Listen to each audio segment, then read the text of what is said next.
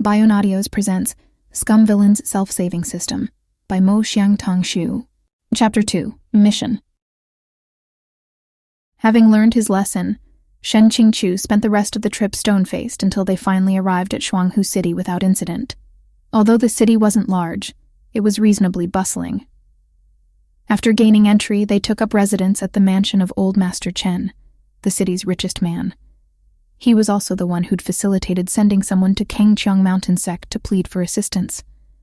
2 of Old Master Chen's beloved concubines had died horribly at the Skinner demon's hands, so he'd been desperately looking forward to Shen Qingqiu's arrival. He rubbed his beautiful third concubine's small, white, jade-like hands as he moaned and groaned to their whole party, eyes overflowing with tears. "Immortal masters, you must help us. Nowadays, I dare not let Dyer leave my side for a second, for fear that the moment she's careless, she'll be killed by that wretched monster." At these NPC-like lines, a powerful sense of déjà vu made Shen Qingqiu's face twitch. He very much did not enjoy the sight of a 60-year-old coot and a young girl in her teens cooing at each other right in front of him. Luckily, Shen Qingqiu retained the divine air of a lofty master. After this perfunctory meeting, he aloofly took his leave to his room, leaving Ming Fan to make small talk with Old Master Chen. Certain privileges came with simply being a master. No matter how aloof you were, no one dared say anything. In fact, the more aloof, the more respectful the gazes that trailed after you. Soon, Ning Yingying knocked and entered. "Shizun, Yingying wants to go and walk around the market," she said sweetly. "Would Shizun like to keep me company?" Speaking truthfully, no man could dislike being so prettily cajoled by a young girl. When she entered, Shen Qingqiu had his back facing her, but upon hearing her plea, his heart half melted. He steeled the remaining half and glanced back with the air of one looking up from a book, the essence of a cold and detached intellectual, and said blandly, "If Yingying wants to go and walk around, she may ask several Shishong or Shidi to accompany her. This master still has things to do before confronting the Skinner demon." Who else would she ask to keep her company? How could Shen Qingqiu not know? At the same time, how could he not want to go out and play? Up until now, he'd been hunkered down inside Qingjing Peak's bamboo house, forced to fake being an awesome master of arts and literature, meaning everything he did had to be done blandly. Blandly speaking, blandly laughing, blandly practicing the sword, blandly being a poser, bland to the point that he often had the urge to scatter a handful of salt over his head. What a damn pain. And now when he finally got a break to take a trip down the mountain, he was still trapped in his room because of the system's stance that the original Shen Qingqiu liked quiet and would be unwilling to mingle. Shen Qingqiu didn't even want to pretend to meditate, so he lay on the bed, just pretending to be dead. Shortly before sunset, Ming Fan entered the room to deliver a report. Finally, someone had come to talk to him, to keep him company. Shen Qingqiu couldn't help but want to weep for joy. Every perk belonged to the male lead, every loneliness to the cannon fodder. Accompanying young girls to view colored lanterns and such, none of that was for their lot. "This disciple has closely examined the corpse," said Ming Fan.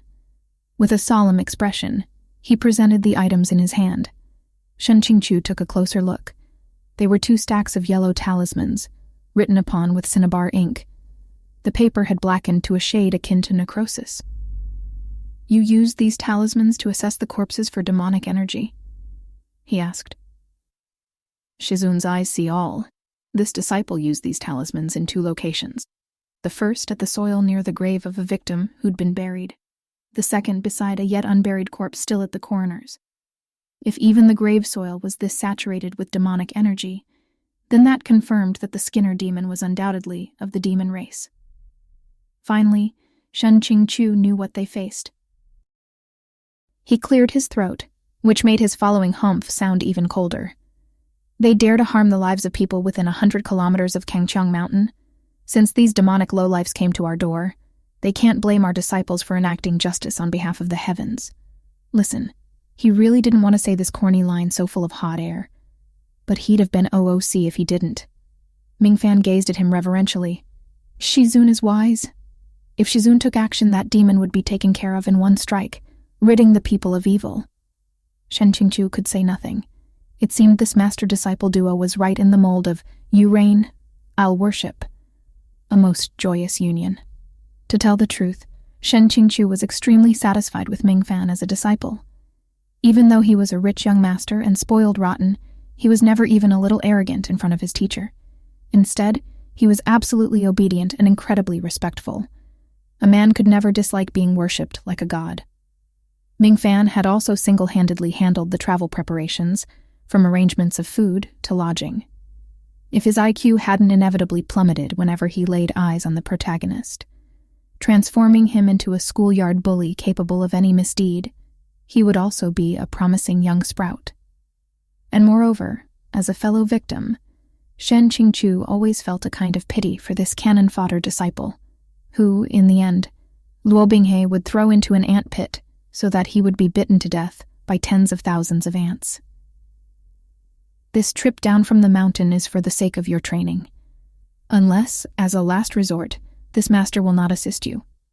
Ming Fan, as the most senior disciple, you must design careful strategies, lest you let that demon harm your fellow disciples. Yes, this disciple has already set up a protective array, as long as that demon. Before Ming Fan could finish, a person rushed into the room, interrupting him. "Shizun!" Luo Binghe's face was stark white as he yelled. Shen Qingqiu's heart thumped once, but he feigned indifference. "What has happened to make you shout so loudly and in such a panic?" "Ning Ying Shiji went with me to the city's market earlier today," Luo Binghe said.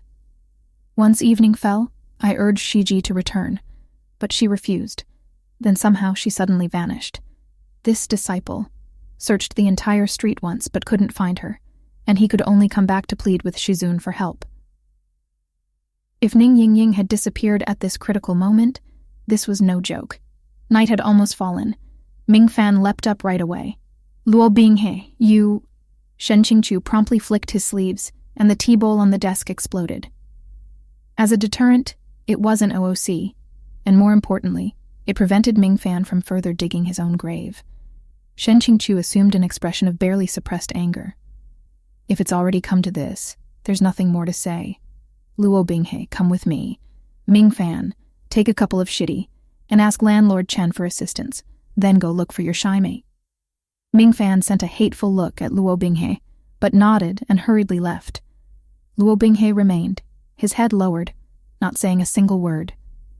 Shen Qingqiu knew this absolutely wasn't Luo Binghe's fault. Ning Ying's role as a female character wasn't just to be lovable and cute, but also to dig her own grave and be a burden. In the original work, the number of plot twists caused by her sudden disappearances, blunders, or other messes had allowed airplane shooting towards the sky to drag out the plot for hundreds of chapters. At times, Shen Qingqiu had been rather impressed with Luo Binghe's fortitude when it came to accepting harem members. He never refused anyone, daring to accept even the most troublesome of women, and he did this without being screwed over or killed. Shen Qingqiu could only say that, as expected, the brilliant protagonist truly was overwhelmingly cool, awesome, insane, and badass, with a dick longer than the heavens. A normal person definitely couldn't have put up with such things. Luo Binghe, who thought Shen Qingqiu had ordered him to stay so as to beat and yell at him, said quietly, "This entire affair is this disciple's fault. If Shizun wishes to punish this disciple, he will neither resent nor regret it. He only wishes for Ning Shiji's safe return." He looked incredibly pitiful. Shen Qingqiu wanted to pat his head, but as the system's existence obstructed this, he forcibly held himself back. "Come," he said coldly. "Take me to the place where your Shiji vanished." Luo Binghe and Ning Ying had lost each other at the most bustling corner of the market. Shen Qingqiu closed his eyes, and he sensed a barely perceptible thread of demonic energy. He followed that thread, which seemed like it would at any moment fray or snap, until he opened his eyes again and found that he stood at the doors of a cosmetics shop. Shen Qingqiu stared at it silently. Could it be that the murderer worked here? Would it be that easy? However, upon entering the cosmetics shop, the thread of demonic energy snapped, dissipating completely. Perhaps the murderer wasn't hiding in the shop and had just come at some point recently. If they had patronized a cosmetics shop, was the Skinner demon a woman? Shen Qingqiu made these stabs in the dark, and he sent Luo Binghe inside to ask a few questions, but this yielded no results. This quest had been offered to him expressly so he could level up. Thus, none of its scenes had been in the original work, so he had no point of reference. Shen Qingqiu furthermore acknowledged that he wasn't a master of deduction capable of deep analytical thought, who could infer a multitude of facts from a single clue. When playing room escape or detective games, he'd always run into dead ends. As he was agonizing, the system thoughtfully notified him. We notice that you have encountered difficulties. Would you like to spend 100 B points to activate easy mode? Shit. If there was something like an easy mode, you should have said so earlier, Shen Qingqiu snapped. Activate, activate, activate. He fixed his gaze on the yes option for 3 seconds. The option blinked green and disappeared. Then something in the air sent goosebumps all down his back.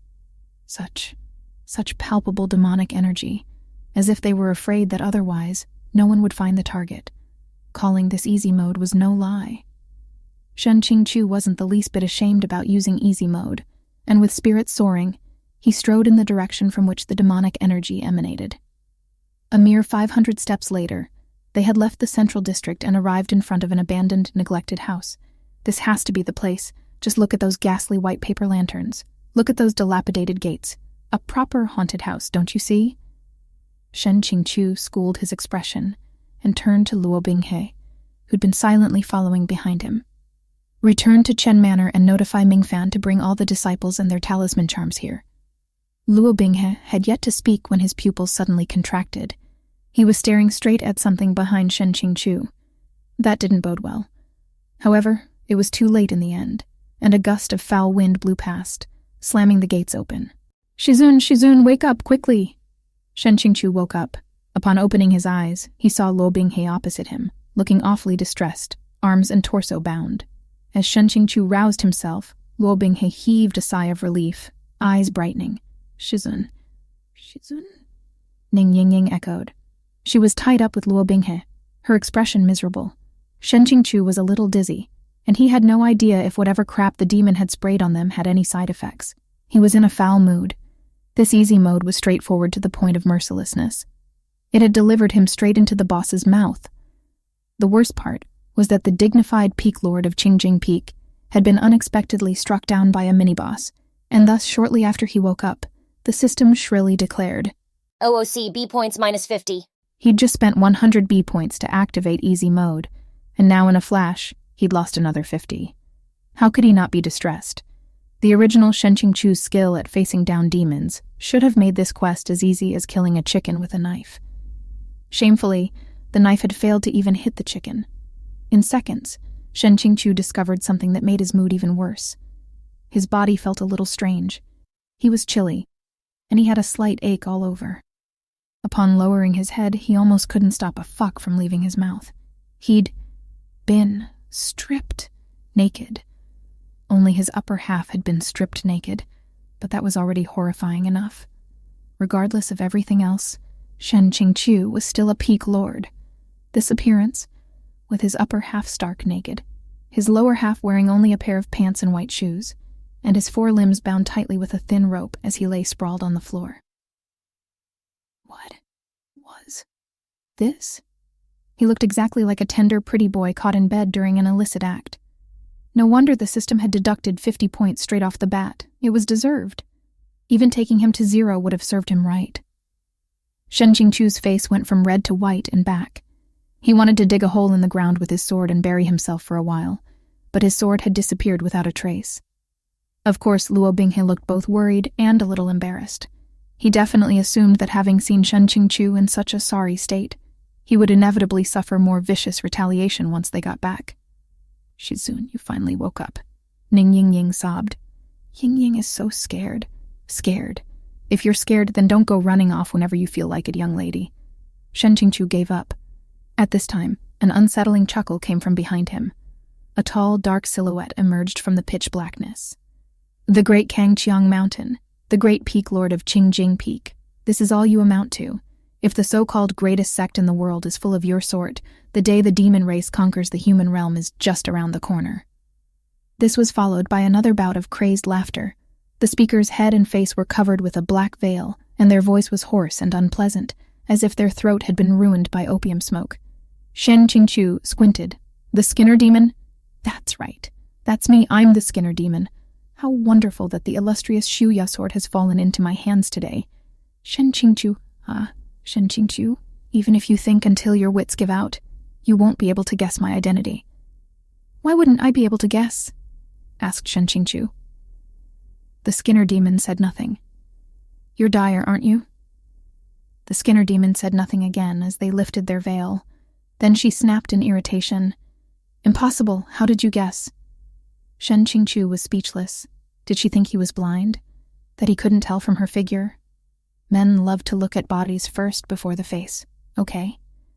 With that curvy bust and bottom, plus that tiny waist in between, she could only be a woman. Also, the room's furnishing smelled rich, and you couldn't find that just anywhere. Of course he knew that they'd been transported back to Chen Manor, and while Chen Manor had many women in residence, he'd only seen a couple and only been introduced to Dyer. So if he had to guess, of course he could only guess Dyer. He didn't know anyone else's names. How could he guess them? But who knew you'd lose your cool so quickly without denying it even a little and jump right to lifting your veil? Could he say this? Could he?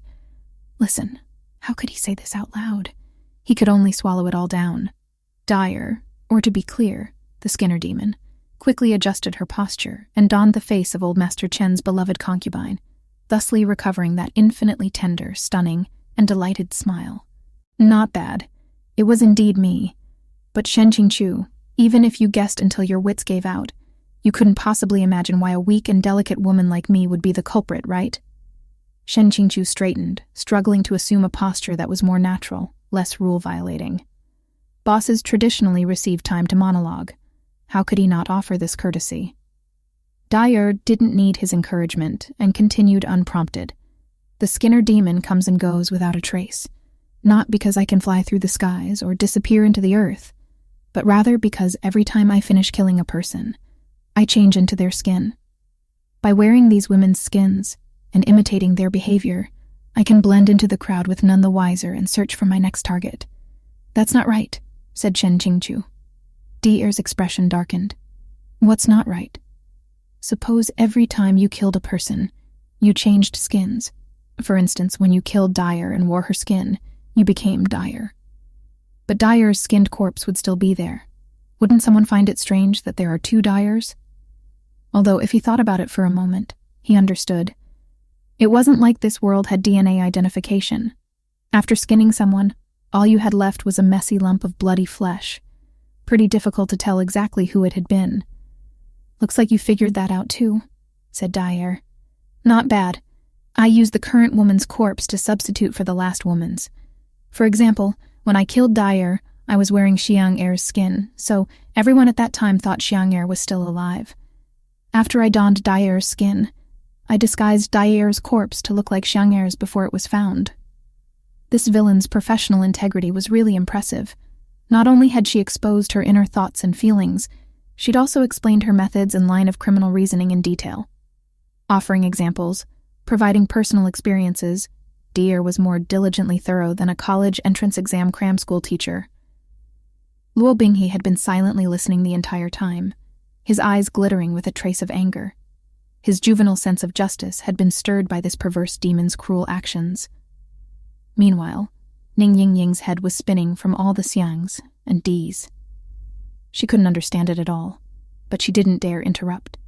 After a certain amount of time, you always change skins. Is this all whim, or do you have to? Asked Shen Qingqiu. Dyer sneered.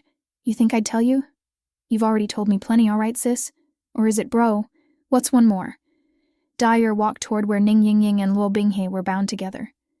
Luo Binghe remained calm, but Ning Yingying screamed, Demon! Don't come near! Shizun, save me!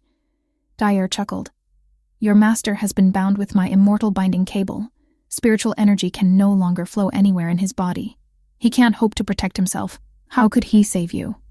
That explained it. Shen Qingqiu had been secretly attempting to gather his spiritual power, but it seemed to be obstructed. It didn't feel nearly as plentiful as it usually did. Dyer had re-engaged monologue mode.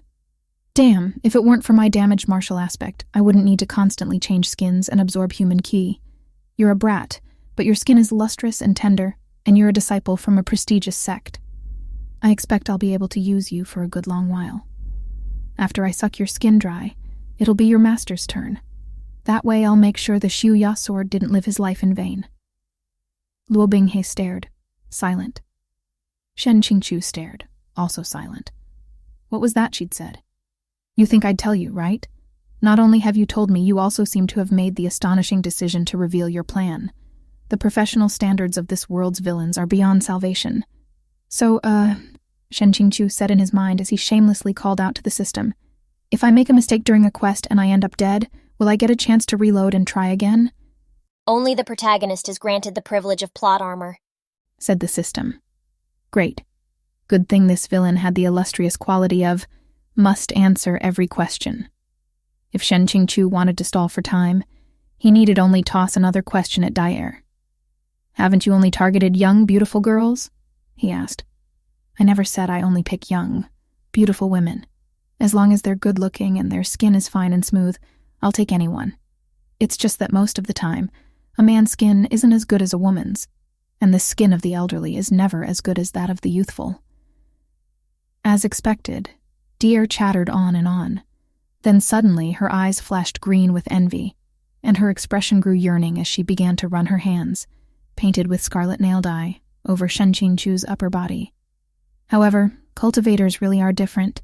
Even though you're a man, your skin is so glossy and smooth. It's been so long since I had my male skin." As he was felt up by those searching hands, Shen Qingqiu broke out in goosebumps, though he strove to give off the air of the spotless and untouchable. Part of him was disgusted, but another part was sympathetic. Honestly, this demon was quite pitiful. It sounded like Dyer had originally been a man, but they had to keep using the skins of women due to their condition. After such a long time, of course that would make you a little twisted. In any case, right in this moment, the demon was wearing the infinitely lovely face of a concubine. Being felt up all over by those lovely hands, Shen Qingqiu inevitably became embarrassed, and he involuntarily shrank back a little. This vision, that moment, struck Luo Binghe to his core. Until now, he'd only ever seen Shen Qingqiu's aloof and remote attitude, his derisive expression. But here and now, a faint, uncontrollable red flush formed on that face, and the way those eyes darted away. Also, Shen Qingqiu's upper body was completely bare, but for the thin yet unbreakable immortal binding cable, and the red marks it left, and for Shen Qingqiu's long, disheveled, jet-black hair, neither of which concealed anything. Luo Binghe's chest was burning with a convoluted emotion that was impossible to describe.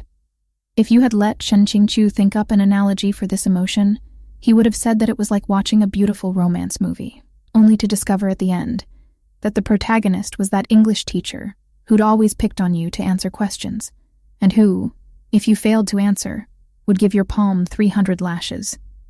In short, it both shattered Luo Binghe's worldview and did him great injury. Shen Qingqiu suddenly grinned. "Why are you smiling?" Dyer asked warily.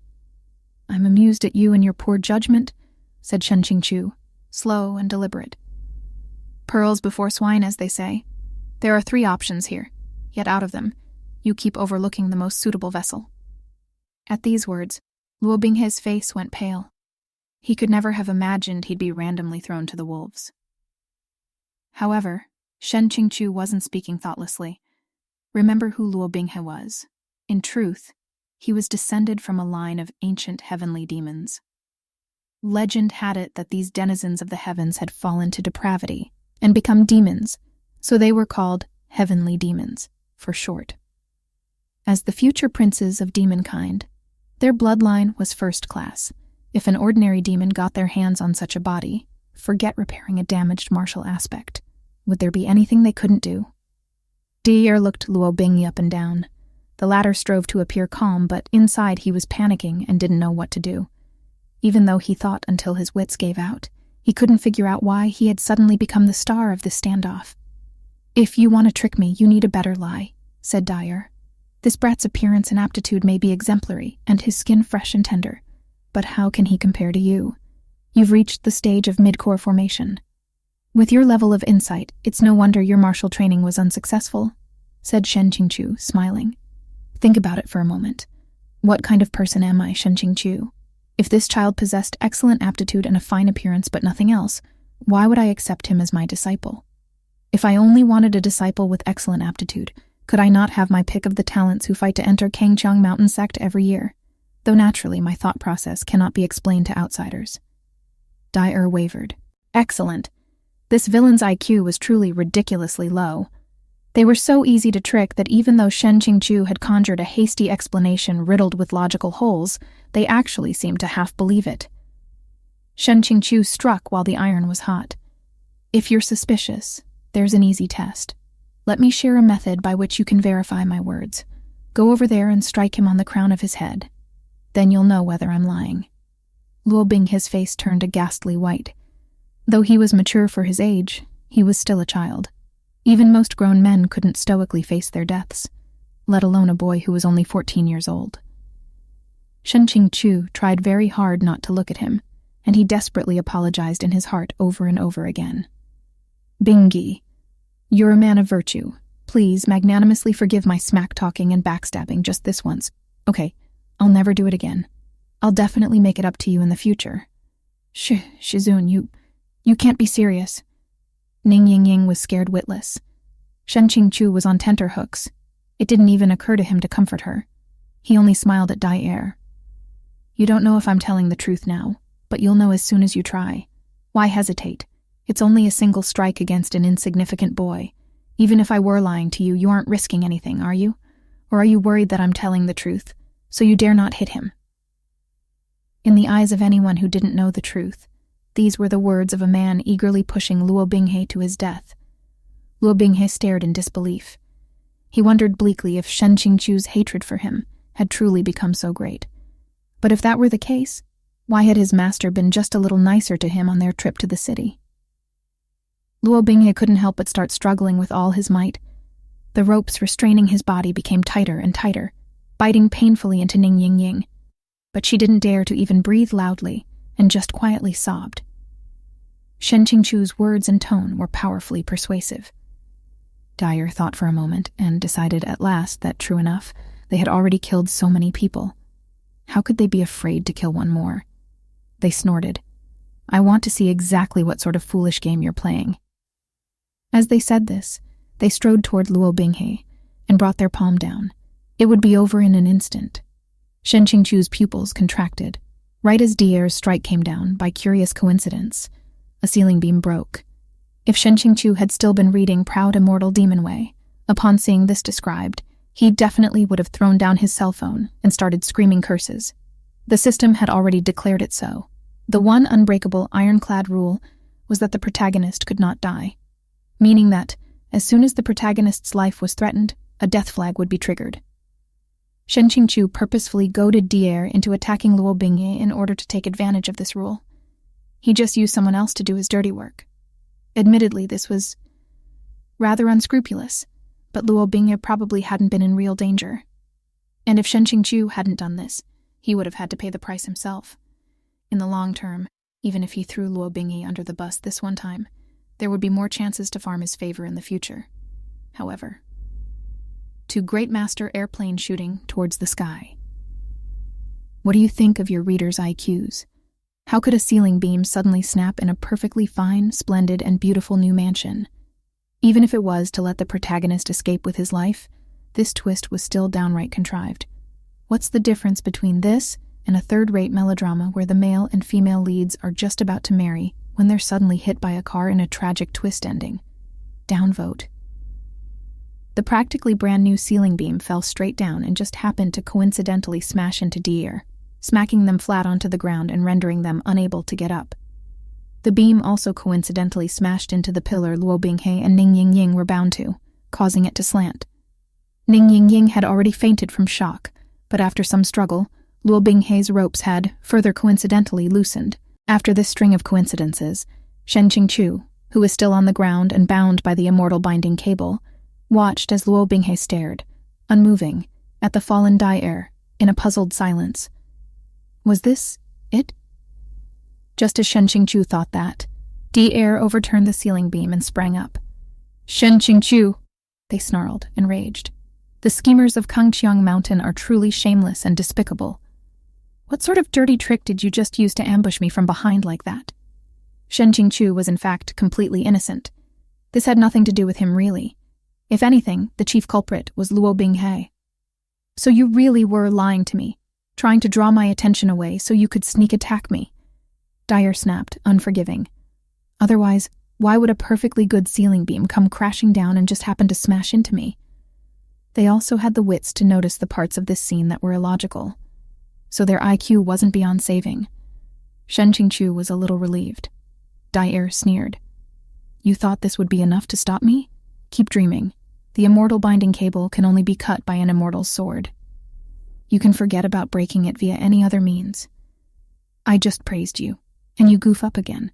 Don't reveal how to free the enemy, dear. Also, did Dyer think that no one could see where they'd put Shu Ya? They even specifically drew back their cloak to show its place on their hip, and patted it. Shen Qingqiu couldn't contain his exasperation, and he took a chance to communicate a little with the system. I need to ask, are all villains in this mold? To guarantee your ability to clear the beginner-level quest, activating easy mode set the villain's IQ to below average. So not all bosses would be this easy to fumble through. Shen Qingqiu thought it was a bit of a pity, but he still smashed the like button. Thumbs up, thumbs up. This easy mode of yours is still a bit too user-friendly. Dear Air gritted their teeth. I won't listen to you no matter what you say this time. Accept your death, Shen Qingqiu. One last thing, Shen Qingqiu shouted. Sure enough, governed by easy mode, Deer stopped. What last words do you still have? Shen Qingqiu thought for a while. How does it feel to sleep with a 60-year-old coot? Deer was struck silent, but they were subsequently so enraged that their expression twisted, their entire body trembling. Luo Binghe took the chance to suddenly rush the demon from behind. He snatched Xiu Ya from Dayer's hip and drew the sword, filling the entire room with pure white light. A curved flash of silver and the immortal binding cable on Shen Qingqiu's body was neatly severed. Once more betrayed by the IQ loss of easy mode, the mini-boss Dayer had completely ignored the existence of a living, breathing Luo Binghe standing right behind them. Dayer cried out in fear.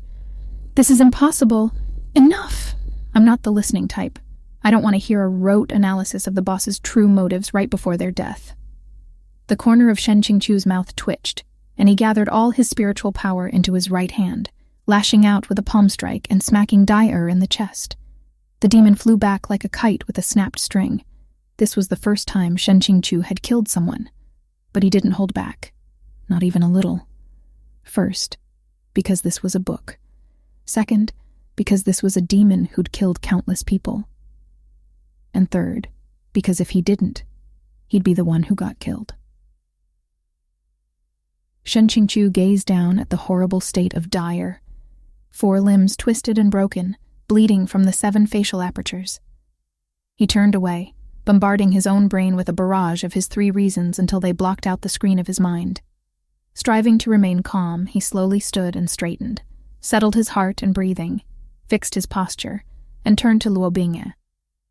This is your first time seeing someone eliminate demons and uphold justice, he said. Were you scared? Luo Binghe's still childish face was slightly pale. If you wish to uphold, you must eliminate, said Shen Qingqiu, composed. Luo Binghe gritted his teeth. His voice quavered.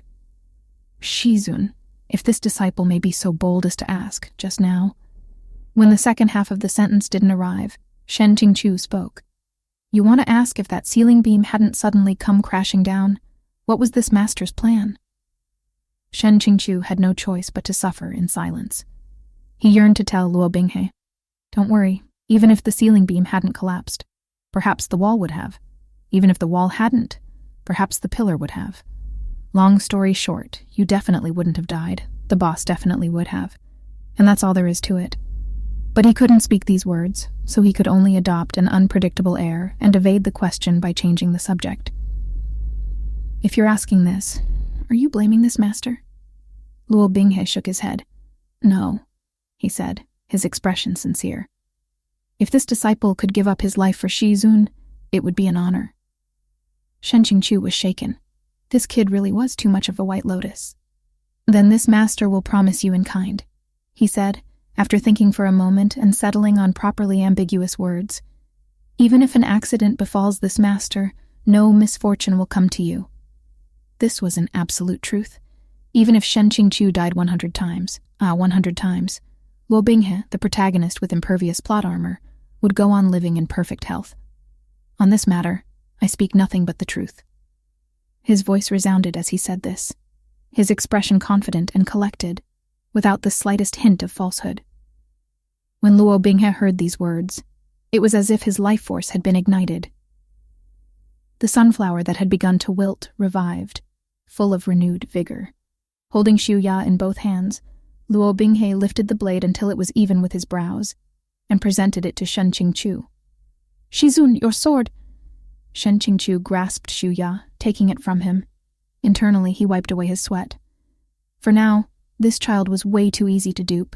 He'd been thrown under the bus and frightened out of his wits, but a couple of words were all it took to restore him to full health in the blink of an eye. But in the future, he wouldn't be so easy to fool. The path to adulthood truly was tangled with thorns and suffering. Then a series of system notifications came at him like a succession of cannon blasts, sending Shen Qingqiu to Cloud 9. Ning Ying Ying's favor increased. Protagonist satisfaction points plus 50. Obtained high-level item, immortal binding cable. Villain strength plus 30. Completed beginner-level quest, B points plus 200. OOC feature unfrozen. From this point on, you have full command over the Shen Qingqiu account's controls. Congratulations. Please continue to work hard. Shen Qingqiu had fallen a little in love with the sensation of these dramatic ups and downs, the intense joys and sorrows. It was basically gambling. And now the OOC feature was unfrozen. From this point on, he could finally carry out the great and glorious task of clinging to the male lead's thighs. Upon returning to Kangqiang Mountain, the first thing Shen Qingqiu did was ascend Qiangding Peak, which was safeguarded by the sect leader, and report his work to Shen Yuan. Previously, Shen Qingqiu had thought Zhang Menxixiang's existence was basically that of a quest-giving NPC. But as soon as he entered the mountain gates, this impression disappeared without a trace. Shen Qingqiu had yet to enter the main hall when Shen Yuan descended upon him, leading a retinue of Qiangding Peak's disciples to welcome him. They had just come face to face and smiled at each other, and hadn't yet even said anything, when Shen Yuan's right hand grasped Shen Qingqiu's wrist. Shen Qingqiu was instantly surprised. However, Shen Yuan made no further movements, and instead examined him attentively through his pulse, even inserting a mild spiritual flow of his own to investigate Shen Qingqiu's. He realized then that Shen Yuan was only inspecting his spiritual circulation, and he relaxed. After a moment, Shen Yuan let go. He smiled and walked with Shen Qingqiu into the main hall. How was the training? His tone was like that of an eldest brother, which made Shen Qingqiu remember his former self's two brothers. He felt a slight sorrow, but greater still was the comforting sense of warmth, to the point that even his dejected report came out cheery. Unsatisfactory. His disciples hadn't so much as glimpsed the Skinner demon's shadow. Speaking from the angle of disciple training, the trip really had been a bust. "No need to rush," said Shen Yuan. Shen Qingqiu nodded before suddenly changing the topic. "Zhang Menxixiang, I wish to go to the back of Qiangding Peak and enter secluded cultivation within the Lingxi Caves." Qiangding Peak was the head of the 12 peaks, and naturally it collected the essence of the heavens and earth.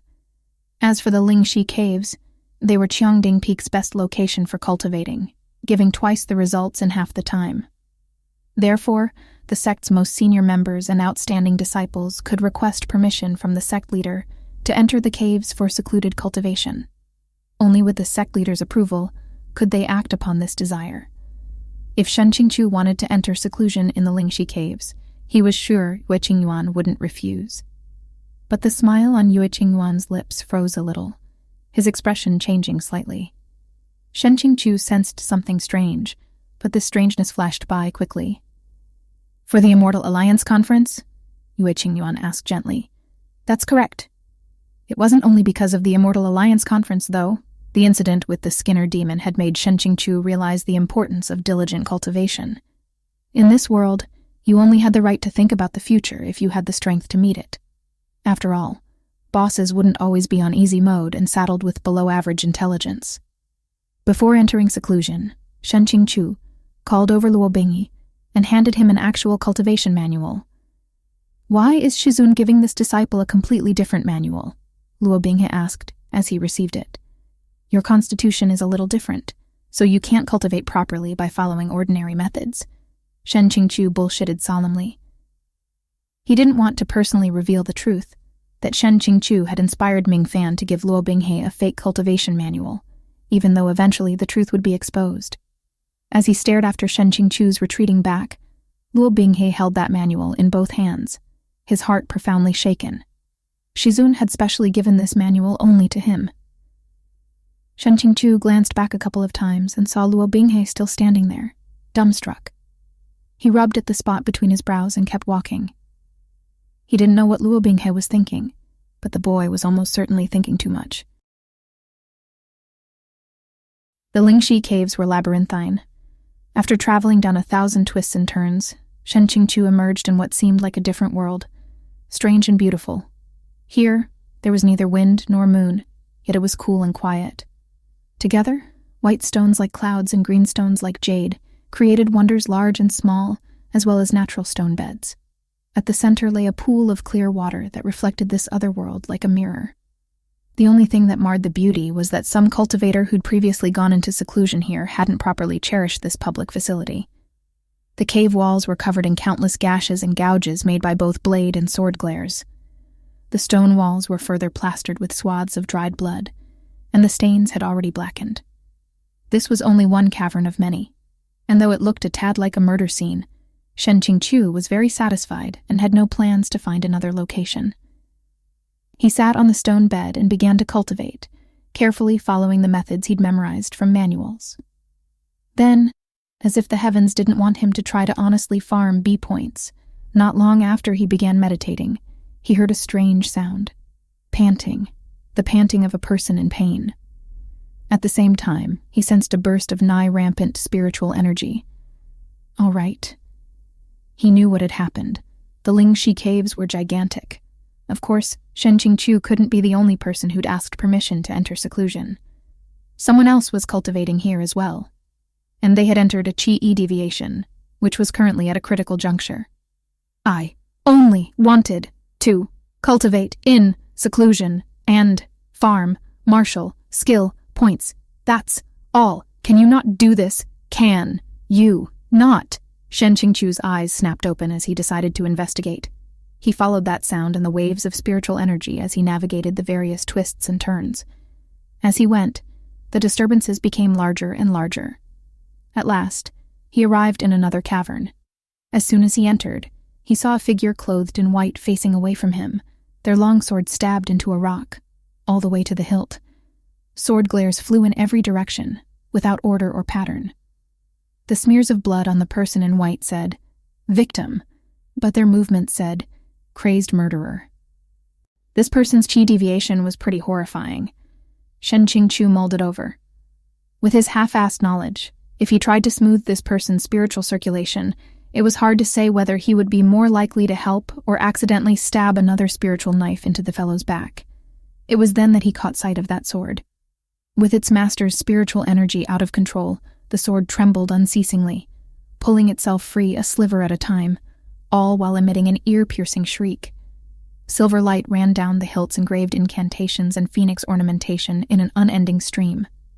Shen Qingqiu needed only a single glance to recognize which sword it was, whose sword it was. Fuck! Of all people, he had to meet that guy. Before, he'd wanted to help, but now all he wanted was to flee for his life. It was too late. The person in white swung his head around, having already detected his presence. In any other state, Shen Qingqiu might have declared, "What a beautiful man." But a man could be as beautiful as he wanted, and if he glared at you with crimson eyes and bulging veins, you'd scramble to kneel, okay? Shen Qingqiu fled with a flick of his sleeves, but the man slapped the stone wall and sent rubble flying. The longsword finally broke free of the rock, and it shot through the air to stop before Shen Qingqiu's eyes, blocking his path. He barely managed to break in time. Had he been running even a little faster, he would have been beheaded. In the next instant, the white-clad man rushed him, his eyes devoid of reason. Shen Qingqiu knew it was too late to run, and he could only steel himself to meet this fight head-on. He drew spiritual energy into his right hand. Putting everything into this one blow, he struck the man's chest. If this person really was the man the rumors painted him to be, with enough martial prowess to take on the protagonist's OP abilities, this hit would be damn near useless. Not only damn near useless, Shen Qingqiu might be the one sent flying 10 meters back while coughing up fresh blood or something. However, it wasn't useless. And the one sent flying a meter back while coughing up blood wasn't Shen Qingqiu, but the other guy. Shen Qingqiu raised his right hand while staring at the person he'd knocked flat. To think he was already this badass, even without making the effort to fake it. In truth, while those who entered key deviations were terrifying when berserk, they were also terribly fragile.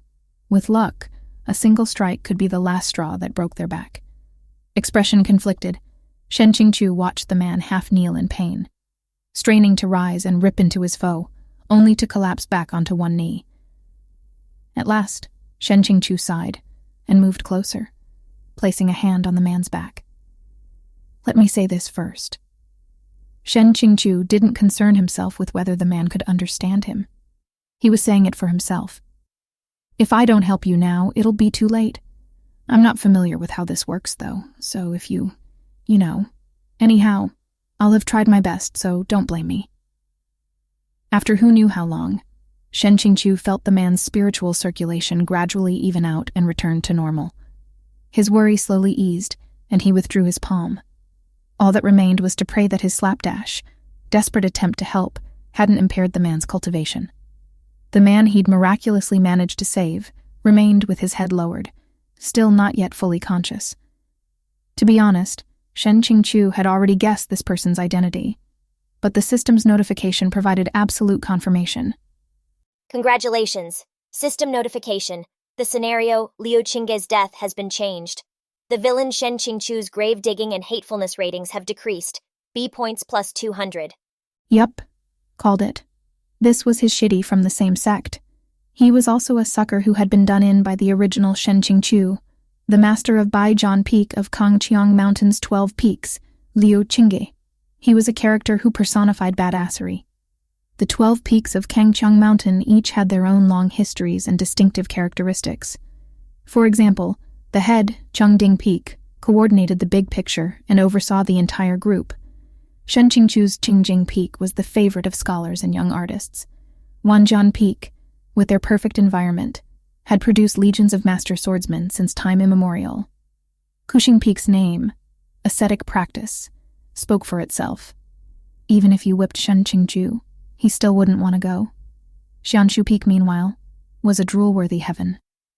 That was because this last peak only accepted female disciples, and historically, their disciples were highly attractive. It was therefore filled to the brim with beautiful girls. There'd been no shortage of lewd fanworks written by perverted readers, blossoming en masse like flowers.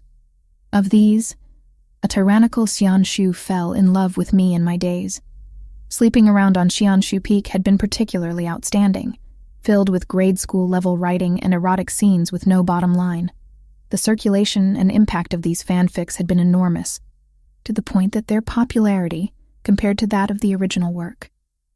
But out of all the peaks, the one youths loved the most, revered the most, and were the wildest about joining was definitely Luo Binghe's Baijian Peak. It was the most warlike of Kangqiang Mountain's branches, as well as the branch with the greatest martial ability.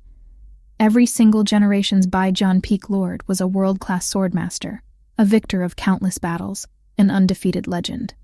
How hot-blooded, how dashing. Male readers always fervently admired strong characters. Even though Luo Binghe never officially debuted on page, he hadn't lacked for fans, and Shen Yuan had been especially fascinated with him. In his headcanon, Luo Binghe had been a sharp and manly man, powerful and magnificent. A war god, right? Shen Qingqiu looked down at that face, as beautiful as a fine woman's, and his dreams shattered and died. The fantasies he'd always held, destroyed. How could the invincible Baijian Peak Lord look like his spiritual antithesis? This was clearly the face of a charming young master who arranged flowers and plucked farewell willow branches. With this appearance, You've totally betrayed the headcanons of your martial prowess fanatics. Then again, it made sense. Luo Binghe was the older brother of the #1 true female lead, the peerless beauty Luo Binghe. As the protagonist's wife, she absolutely had to be first class from top to bottom. It was just science for her to have such powerful genes, undefeatable in battle, an arrogant disposition, and an attractive face. With Binghe around, a second character in the same mold was unnecessary. No wonder Great Master Airplane had offed him so early. Not even the protagonist, yet you dare to share those qualities. Of course you'd be either exceptional cannon fodder or dead in seconds. It hadn't occurred to Shen Qingqiu in the moment, but as he thought about it now, how might saving this person impact Luo Binghe's satisfaction points? There were few details on Luo Binghe, but he played a very important role in highlighting the depths of Shen Qingqiu's general scumminess. Even though the Liu Shen pair were sex siblings, they didn't get along. This was why Shen Qingqiu had tried to flee at first. Already unable to see eye to eye on a normal day, throwing Luo Binghe into a chai deviation was just asking him to either chase down and hack Shen Qingqiu to death, or, like in the original work, to have Shen Qingqiu sabotage and kill him instead. Though no one knew why their hatred ran so deep, it was a sure fact that the original Shen Qingqiu had been Luo Binghe's murderer. The exposure of this incident was one of the inciting incidents that marked the start of Shen Qingqiu's downfall. The specific line they used to condemn Shen Qingqiu went something like, taking advantage of an opening during another's cultivation, he intervened, driving the man to his death. So this very moment was likely when he'd made his move. The original Shen Qingqiu killed the female lead's only family, so of course Luo Binghe took revenge for his wife. Shen Qingqiu's hatefulness quotient was truly extraordinary. While Shen Qingqiu was crouching there, worrying over his future, Luo Binghe had finished coughing up blood and finally regained consciousness. As soon as he opened his eyes, he saw Shen Qingqiu sitting before him with a bored expression, looking down his stuck-up nose at him. He definitely didn't look like someone with good intentions. Alarmed, Luo Binghe violently jerked upright, ready to defend himself. The motion jarred his badly injured internal organs, throwing his qi circulation into chaos. Another mouthful of blood sprayed out of him. "Shitty, regulate your qi. Don't be so agitated," Shen Qingqiu said coolly. "You're the Baijian Peak Lord. How could you let yourself look so wretched? Here, wipe yourself off." He passed Luo Binghe a handkerchief. Luo Binghe coughed up more blood. "Shen, what the hell are you planning now?" Seeing how much he was suffering, Shen Qingqiu lightly clapped him on the back. Luo Binghe instantly assumed that Shen Qingqiu intended him harm, but he was helpless to avoid the touch. Only after the palm connected did he feel a clear, steady stream of spiritual energy enter and flow through his body, smoothing his circulation. Luo Binghe was more aghast than he would have been if Shen Qingqiu had stabbed him in the back. After all, he was used to the backstabbing. Shen Qingqiu continued to pat his back. "Liu Shidi, to tell you the truth, lately Shixiong has been in seclusion, and he's come to realize many things," he said earnestly. "Seeing you at death's door, a beauty fading. Him dying so young, it brought back so many memories. Shixiong is deeply ashamed and filled with regret." Luo Binghe began to hack up blood even more profusely. "From this point on, how about we leave our disagreements behind us and move forward hand in hand as a pair of model sect siblings, full of the affection due to fellow sect members," Shen Qingqiu suggested, tactfully expressing his goodwill. "How do you feel about this, Shidi?" Laying his objective out straight was a little shameful, but since he hadn't killed Luo Binghe and had thereby changed the scene and avoided its evil karma, he figured why not go all the way and simply build a good relationship. Maybe Master Liu could even back him up in the future. Luo Binghe's complexion was abnormally poor. He looked Shen Qingqiu in the eyes for a while. Then, as if he'd finally reached the limits of his tolerance, he said, "You, go away."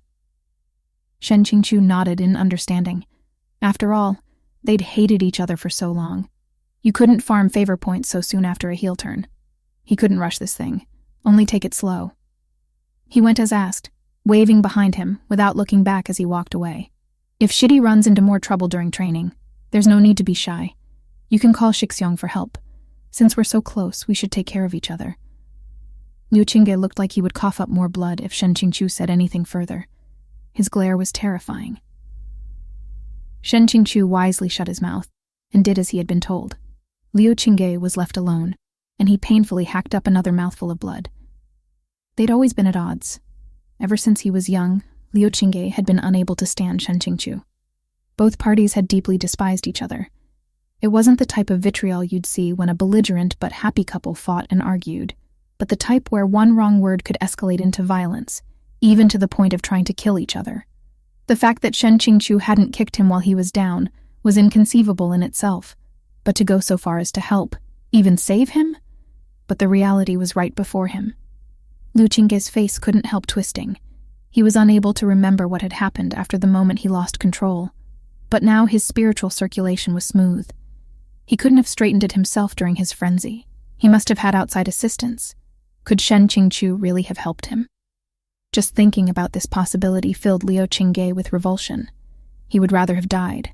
Even though the person he'd worked so hard to save was disgusted with him, Shen Qingqiu was incomparably satisfied. Luo Binghe should have died by his hand, but Shen Qingqiu had saved the man through a series of freak coincidences. If he could befriend Luo Binghe, even if his plan to raise Luo Binghe into a top 10 best disciple didn't succeed, as the master of Baijian Peak, Luo Binghe could at least stand beside him as a fellow sect sibling and help shield him a little.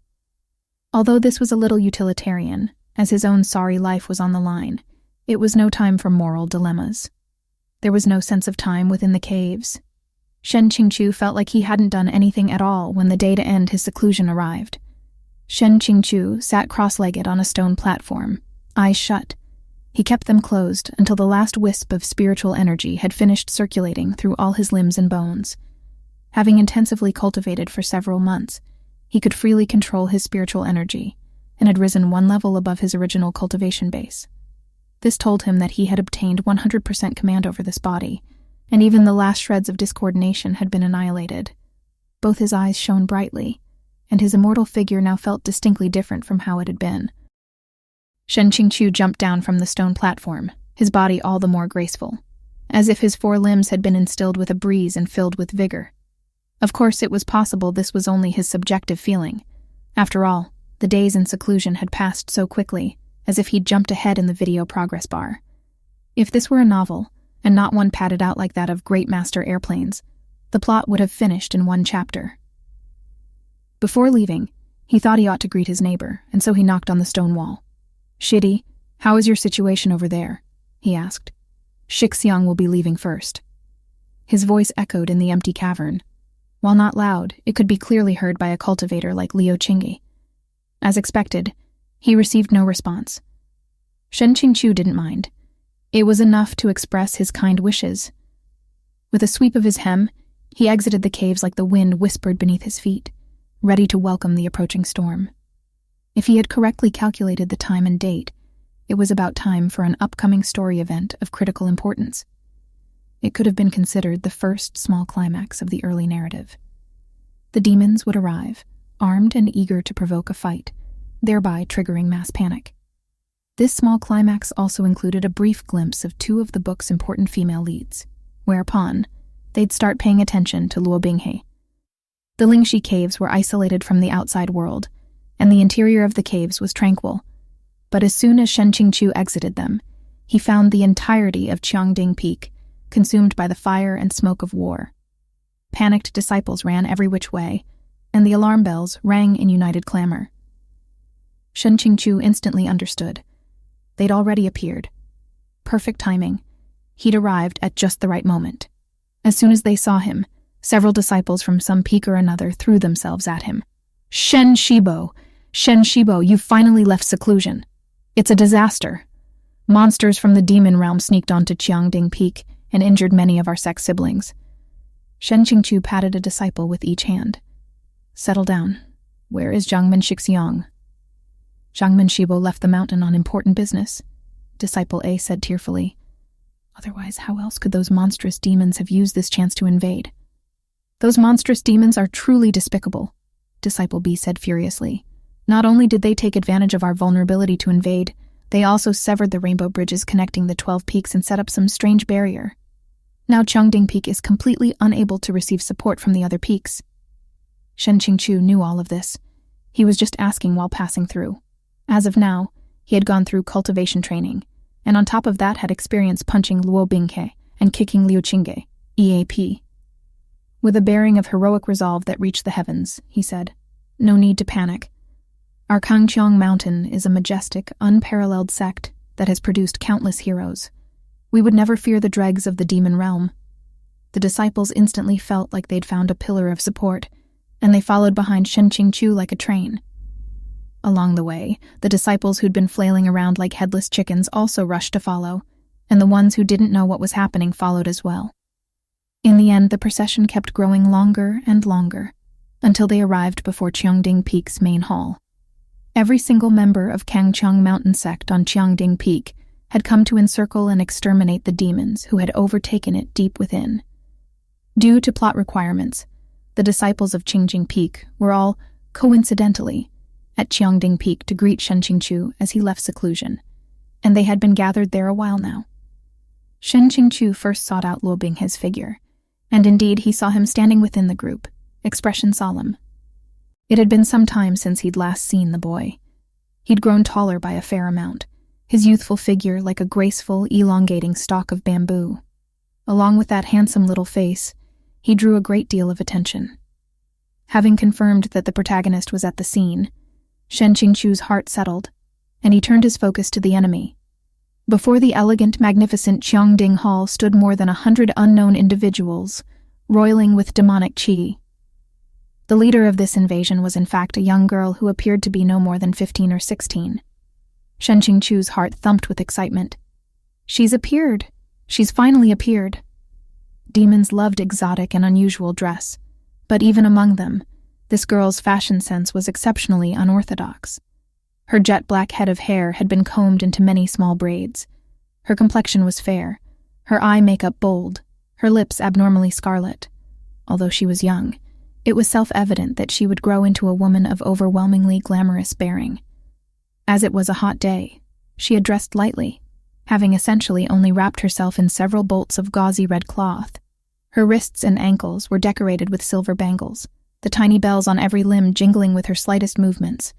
Her bare, snow-white feet directly touched the ground. Shen Qingqiu couldn't help side-eyeing them a couple of times. His thoughts weren't indecent, but rather, "You've traveled thousands of miles from the demon realm, crossing land and sea, and after arriving you even climbed this tall mountain barefoot? Young miss, do your feet really not hurt?" Wait, that wasn't the point. The point was that this was one of the most popular female lead in the novel of Proud Immortal Demon Way, Demon Saintess Xia Hualing. Xia Hualing was a pure-blooded demon, vicious and merciless, crafty and proud, yet she was madly in love with Luo Binghe. After getting involved with Luo Binghe, not only did she kill for him, she even dared to commit an offense as monstrously treasonous as betraying the demon race. Though these days, a good number of people often denounced this trope of a brainless, lovesick girl, there was nothing you could do. An even larger number of male readers loved it. A pity that a girl this spicy could only be enjoyed by the male lead. Shen Qingqiu couldn't help glancing at Luo Binghe. At the same time, Luo Binghe inadvertently swept his gaze about as well. Their two gazes met, and they both startled. Luo Binghe seemed about to speak, but he said nothing. Shen Qingqiu nodded at him. The rainbow bridges had been severed. Of the various peak lords, the ones sleeping still slept, the ones in seclusion remained in seclusion, the ones strolling kept strolling, and the ones away on official business did not return. The arrival of Shen Qingqiu, a member of the older generation, was as such powerfully reassuring. The disciples regained confidence. Mingfan was the first to yell, "Demoness! My master is here. Let's see if you'll dare to be so arrogant now." More and more people joined the gathered crowd. Several hundred disciples in uniformly colored robes and furious expressions surrounded the invaders, trapping them in the space before the hall. Several demons tried to use the chance to break through, perfect training targets for Shen Qingqiu.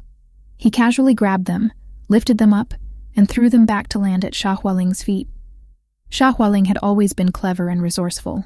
Her earlier arrogance had derived from the fact that, having long enjoyed being the #1 sect, Kangqiang Mountain's defenses were lax and loose. She had also seen Shen Yuan depart on official business, leaving Qiangding Peak without one of its senior members to guard it. Sensing that things had taken a turn, She changed her tune. My people didn't climb this mountain for the sake of battle. It's just that we've long heard that Kangqiang Mountain produces many talented individuals, so we were curious. We wanted to ascend the mountain for a look, as well as to spar and learn from you. How kind of you.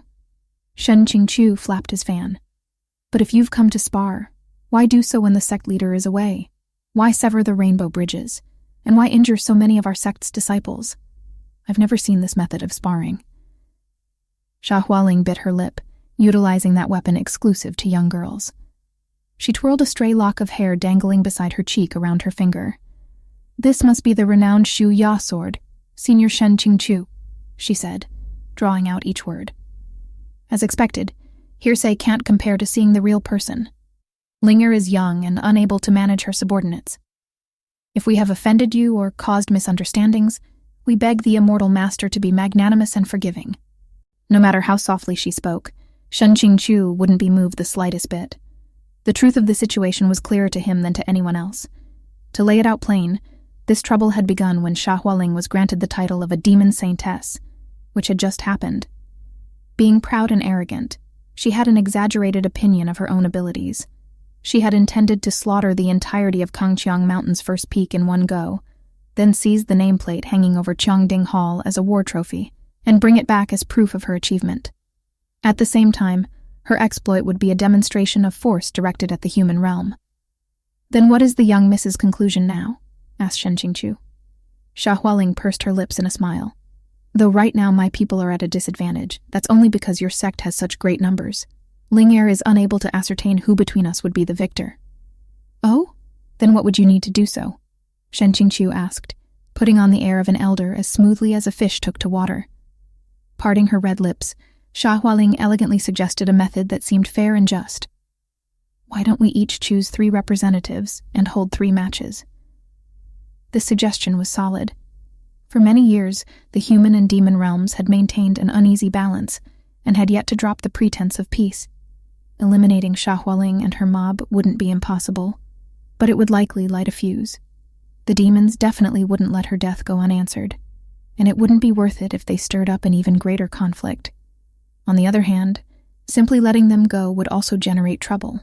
They couldn't allow outsiders to come and go as they pleased from Qiangding Peak. By setting conditions and holding some matches, each teaching the other party a lesson or two, both parties could back down and save face. It would be the best way to handle this. Since this was the first small climax in the original work, Shen Qingqiu still remembered it fairly clearly. The first match was Shen Qingqiu versus the demon elder single-arm Dubi. To highlight Shen Qingqiu's scummy nature, he of course used despicable and underhanded means to achieve victory. By comparison, Luo Binghe's honorable and upright actions in the third match illustrated a strong contrast for the readers.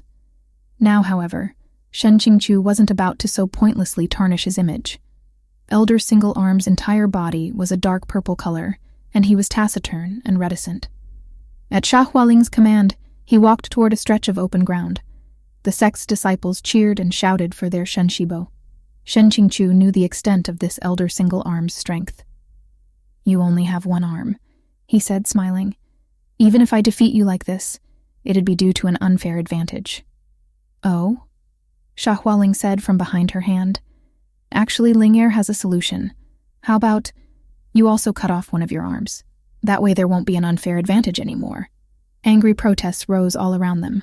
Unconcerned, Shen Qingqiu smiled slightly and slowly spread his fan. How about this? I won't use a single hand. These words threw the crowd into an uproar. Among them, Luo Binghe also stood shocked. Wouldn't use a single hand. Xia Hualing snorted, thinking Shen Qingqiu was being full of himself, but she was also secretly filled with endless glee. If her side could win a match so easily, why wouldn't they go for it? Since Senior Shen is so ready, let us start, she said hurriedly. A number of bystanders realized then that this girl was actually quite brazen. Though her manner was pure and innocent, her words were vicious and sinister, and she rushed to take advantage of others. As a reader enjoying the drama, Shen Qingqiu had come away with one impression, but experiencing the situation for himself, he came away with another. He'd never really been charmed by Xia Hualing's way of dealing with things, but between her youth and her daintiness, he had at least been able to force himself to regard her behavior as cute, lowly willfulness. Until now. Under all those gazes, Shen Qingqiu stayed true to his words and didn't draw his sword. Instead, he played with the fan in his hand, smiling at Elder Single Arm. Elder Single Arm only had the one arm, but that didn't even slightly hinder his ability to swing his beheading saber. But his savage swing didn't actually hit its target. He whipped around to find Shen Qingqiu was already standing behind him, still smiling. In truth, Shen Qingqiu's face was getting sore. However, Xu Ya had already left its sheath. Shen Qingqiu hadn't directly touched his sword at all. His left hand had subtly formed a sword seal, commanding Xu Ya to fly and turn over, brandishing itself. Elder Single Arm's eyes were struck with pain from the flashes of the sword's snow-white gleam. He rushed to lift his saber and attack again. Saber and sword clashed in a succession of incessant ringing clangs while sparks sprayed and danced. The crowd was unable to tear their eyes away. In reality, this was just a competition, but anyone would have called it both captivating and captivating. The first captivating encompassed the impressiveness of the fight, where the use of real weapons made it a matter of life and death. But what made it captivating were the magnificent visual effects, especially Shen Qingqiu, who moved with such skill and ease in his pure and scholarly way, surrounded by the glint and flash of blades. On top of this, he continued to gracefully and leisurely fan himself with his paper fan. It was as if any instant he would compose a poem within 7 steps, 4 like a figure of legend. Such utterly breathtaking style. No, achieving this level of badass was far too perfect. As Luo Binghe watched, his heart practically galloped and his soul trembled. He'd known Shen Qingqiu was incredible, but he'd never anticipated that he was this incredible. So strong. Surrounded by the cheers of the sect's disciples, Shen Qingqiu attained a complete victory in the first match. At this moment, Shen Qingqiu realized why the original flavor had clung to being a poser like it was his lifeline. It was unbelievably satisfying. The disciples' gazes formed a sea of sparkling stars. What an inspiring experience. Shen Qingqiu was certain now. A Scum villain could also gain reputation points. At the same time, the system also gave him good news. Demonic Invasion of the Immortals Mountain, first match of the competition, Shen Qingqiu's victory, martial skill rating +50, B points +50. Shen Qingqiu's pleased smile didn't last long. The system's next notification came like a slap to the face. System alert. If Luo Binghe does not participate in the competition, 1,000 points will be deducted from the protagonist's satisfaction points. What? Completely unprepared, Shen Qingqiu turned pale with shock. He'd been laboring to earn satisfaction points, huffing and puffing like an old ox dragging a broken cart, and only managed to earn somewhere in the 300s. And in an instant he risked losing 1,000. System, are you trying to get people killed? This competition was an important part of the plot. At the same time, it also served as a small, early-stage climax that debuted 2 female leads and pitted their splendor against each other. And the consequences of it later enabled the protagonist to get an underling, and also allowed him to learn secret techniques. All important things. If Luo Binghe didn't make it on stage this time, he would miss the limelight and be unable to grab everyone's attention. Hence, negative 1,000 satisfaction points. But if Shen Qingqiu named him a sect representative and sent him out to fight, what would he be doing? The original flavor pushed Luo Binghe onto the battlefield because he was shameless. He didn't care about the sect's reputation. He hated Luo Binghe to the bone, enough to want to vicariously torture him via the hands of demons. The current Shen Qingqiu didn't share any of those 3 motives, and at the end of everything, why was someone else responsible for the oh-so-mighty protagonist's satisfaction points? Shen Qingqiu was still angrily rebuking the system for its unscientific approach when the time came for the start of the second match. Xia Hualing had been afraid that Shen Qingqiu would fight all 3 matches himself, and swiftly said, "If the same representative competes in all 3 matches, we would lose the chance to truly learn from each other. I will be my people's representative for the second match." No doubt Xia Hualing had entered first because she believed in her own strength, but she also likely thought that Shen Qingqiu wouldn't use his senior position to bully a girl who was his junior. Shen Qingqiu didn't want to concern himself with her thoughts at all, and demonstrated as much. Even if he'd originally had the ambition to fight all 3 matches to earn martial ability points and reputation, the system's notification had extinguished those hopes. However, the second match did have an impressive, attention-worthy highlight. "You've all heard her," said Shen Qingqiu. "Who is willing to bear this heavy duty?" Even though he was asking all the disciples of the sect, his gaze fell on a certain pocket of the crowd. Within that pocket stood a collection of graceful female disciples. Without a doubt, they belonged to Xianshu Peak. In this group of pretty girls, each fairer, more beautiful, and more refined than the last, one stood out, a veil draped over her face. Immediately after Shen Qingqiu asked this question, she slowly stepped forward from the crowd. Despite himself, a burst of excitement fluttered in Shen Qingqiu. "It's here! It's almost here! The two biggest female leads in this book, their first one versus one." Luo Binghe was a great beauty, a heaven and earth-shattering great beauty, at the sight of whom both gods and ghosts would weep. Even though she belonged to Xianshu Peak, which had produced generations of beautiful women since ancient times, she was still a crane among chickens, rising above and beyond them all. Her older brother was Baijian Peak's master, but because she was younger, she'd entered the sect later and become a disciple of Xianshu Peak's next generation. Because her face was excessively beautiful, capable of stealing souls, she had to hide it behind a veil all year round, rendering her like unto a flower on a high cliff, unattainable and out of reach. In brief, for the purpose of describing this character's appearance, Master Airplane, shooting towards the sky, had probably used every single flattering vocabulary word and idiom he'd learned from elementary through to high school. He must have had it hard. Shen Qingqiu was very fond of this female lead, and it wasn't only because Luo Binghe's beauty points were the highest, it was also because she had great poise. She always understood the big picture and grasped the general situation, and her conduct was fair and honest. Even in Luo Binghe's gigantic harem, a wife with both intelligence and moral character was rare. There was one more appeal factor.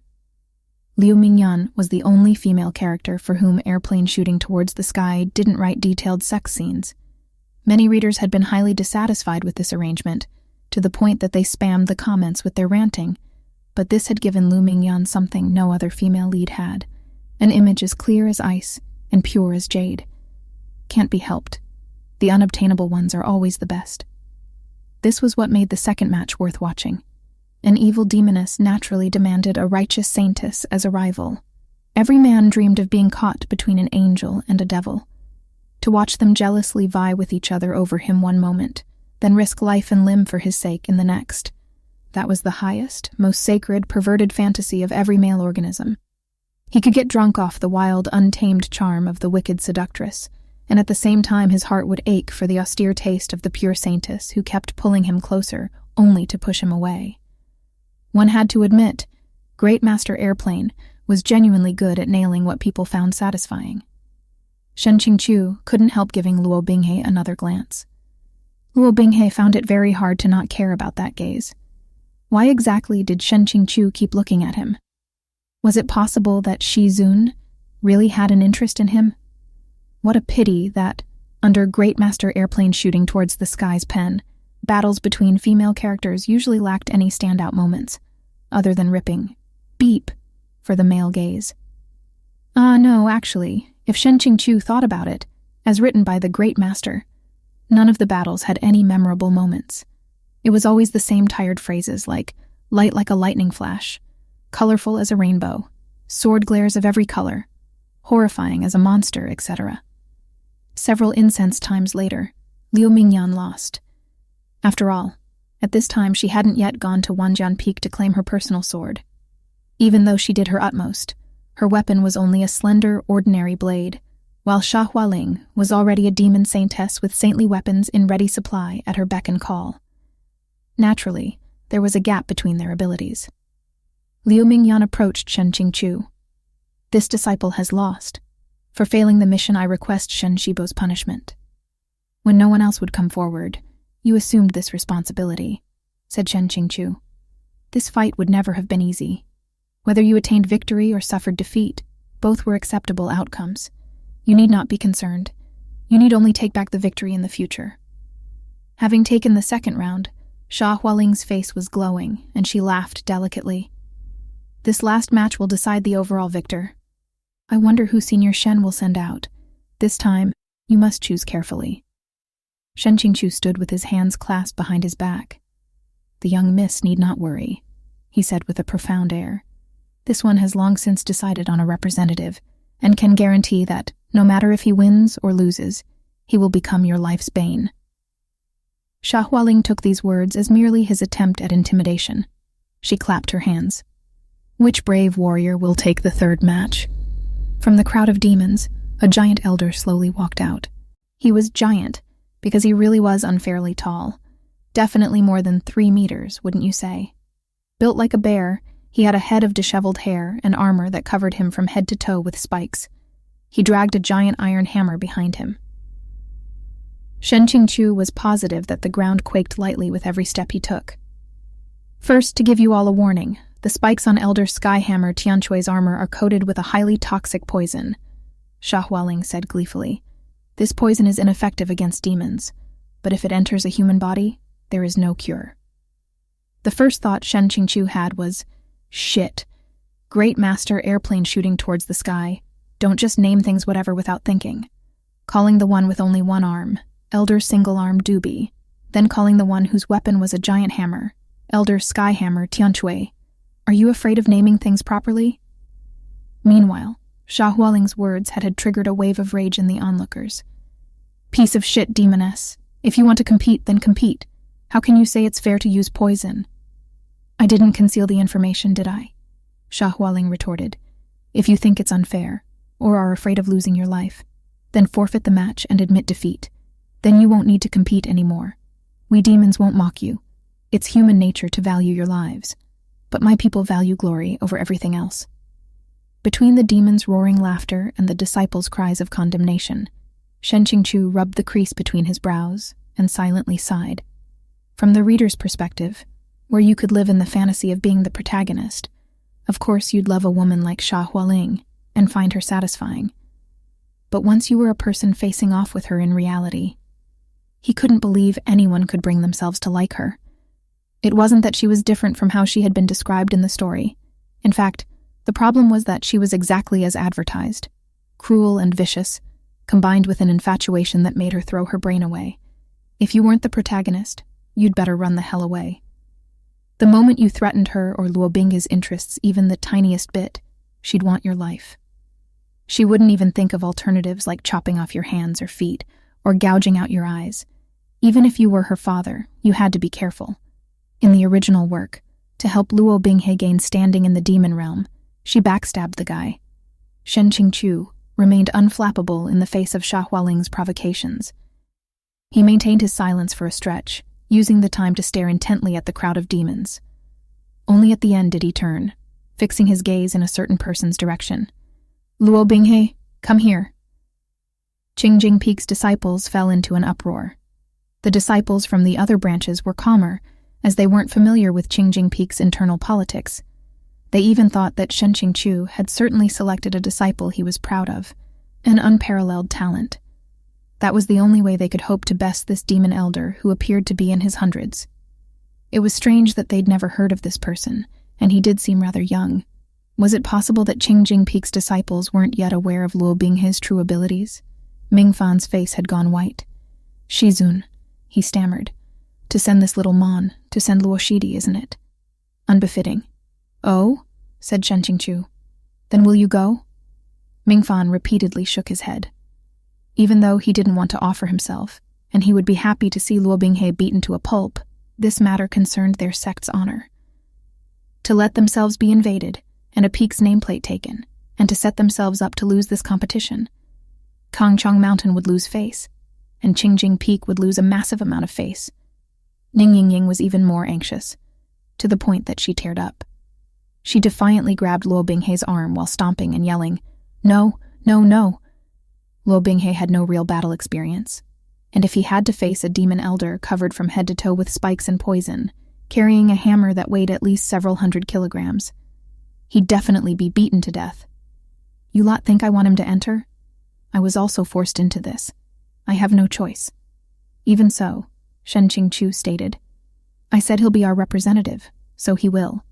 Are you unsatisfied with this master's decision? Ying Ying, let go of him." Ning Yingying saw the stony look on her master's face and knew there was nothing she could do. Luo Binghe patted her soothingly. "Don't worry, Shiji." He spoke in a steady voice even though his face was stark white.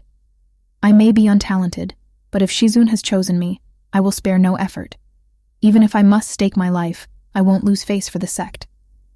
Ning Yingying rubbed away her tears and let go of Luo Binghe's arm. As if she couldn't stand to stay there and watch her crush take a beating, she stomped her feet several times and ran off, whimpering. Shen Qingqiu was overjoyed. Good, run. If she ran, then the trouble she was supposed to make after this drama wouldn't crop up. The crowd saw that although the youth who approached was upright and honorable in body and spirit, with good potential and foundation, he was clearly a young disciple with shallow cultivation. In contrast, the demon representative Elder Skyhammer loomed with his bear-like build. Compared to Luo Binghe's still developing figure, he radiated an oppressive aura, his entire body emitting dark, roiling demonic qi. Everyone felt hesitation. Some hypothesized that perhaps Luo Binghe was hiding his strength. But when the fight actually started, they were rendered speechless. Hiding his strength? No. This kid really wouldn't be able to beat that guy. This wasn't a match. It was a one-sided beatdown. From the moment Luo Binghe stepped forward, he essentially had no chance to strike. The demon elder's strength was incomparable, his swings filled with the vigor of a tiger. Even though Luo Binghe did his best to dodge and searched for an opening to attack, from time to time the hammer still managed to smash into him.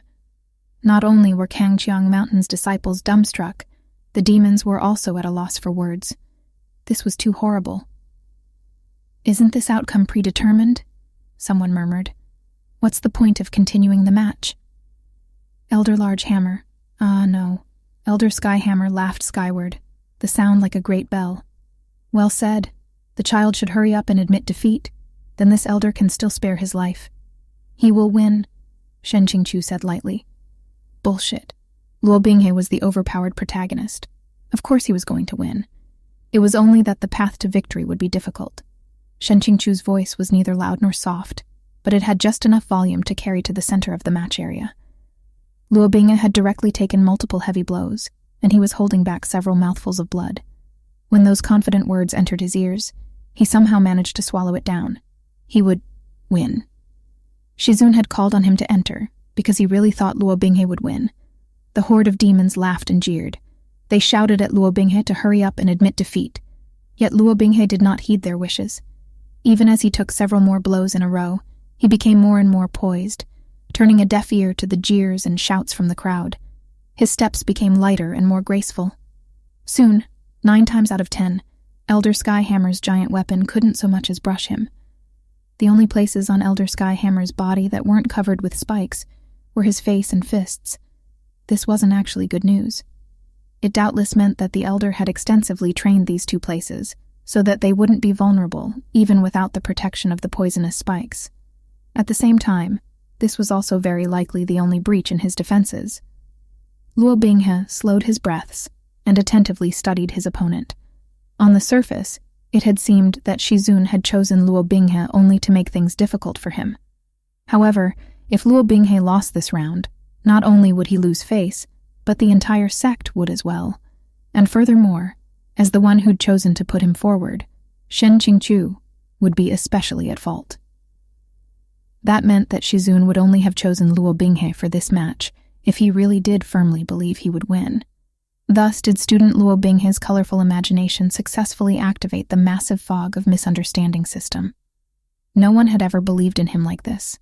If only because he'd been entrusted with something so vitally important, he absolutely had to win and make everyone see. Once again, that huge hammer came whistling toward him. Luo Binghe's pupils shrank, and gathering energy within his palms, he condensed his qi into an attack. The audience had been enthralled by this youth, who kept persevering without hesitation. Though Luo Binghe had no opportunities to counterattack, he never gave up looking for a chance to do so, and he furthermore refused to admit defeat.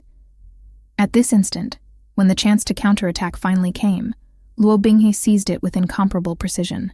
The deadlock had lasted for nearly an hour, but the third match finally came to an end. Other than Shen Qingqiu, no one had anticipated this conclusion.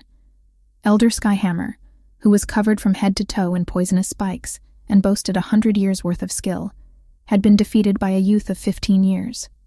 Sure enough, Liu Mingyan and Xia Hualing were drawn to Luo Binghe. Two pairs of beautiful eyes fixed neatly upon him, gazing at Luo Binghe's form and unwilling to divert their attention. Captured Liu Mingyan and Xia Hualing's interests. Became famous in a fight during the battle with the demons who invaded Kongqiang Mountain Sect. Protagonist satisfaction points plus 500.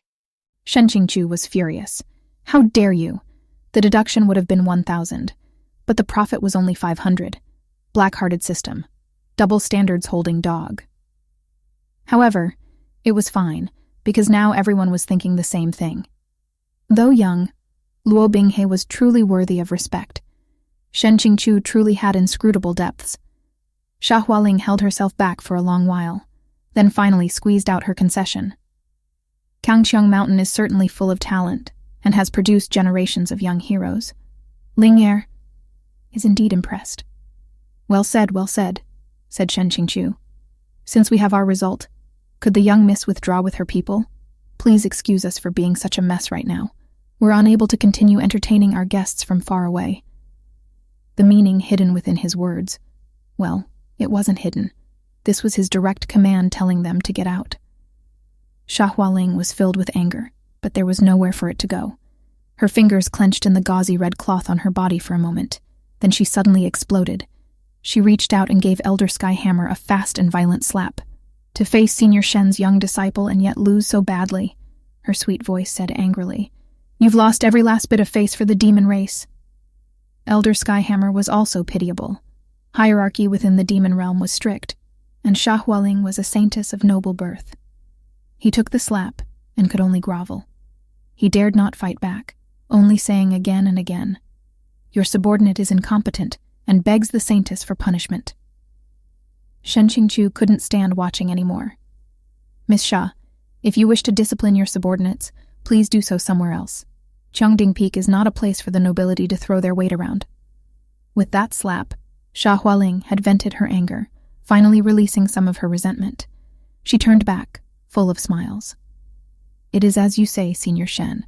It was just when Ling'er saw the incredible young talent you foster, then looked at the trash under her. Her heart was filled with disappointment, so she lost control for a moment. I beg you not to laugh. She then turned, facing Elder Skyhammer with the expression of a wicked stepmother, one as cold as a refrigerator. For Elder Single Arm to lose to Senior Shen in their match was a matter of course. Yet you also lost your match. There is no need for me to say anything. Figure out what to do yourself. As to what she meant by this, Elder Skyhammer clearly understood. His heart chilled on the spot. When they arrived, he'd thought that other than Shen Qingqiu, the people of Qiangding Peak were a bunch of half-grown children, disciples with shallow cultivation. Hence, he'd wanted to take advantage of easy pickings to earn favor before the new saintess. He'd never thought that he'd fail terribly instead, to the point that he would lose his life. He looked up and saw Luo Binghe surrounded by the crowd, all asking concernedly after his well-being. Malice surged within him. He didn't dare touch Shen Qingqiu, but this child who'd brought him so much misfortune, he absolutely had to make him take his fair share of the blame, to drag him to death as well.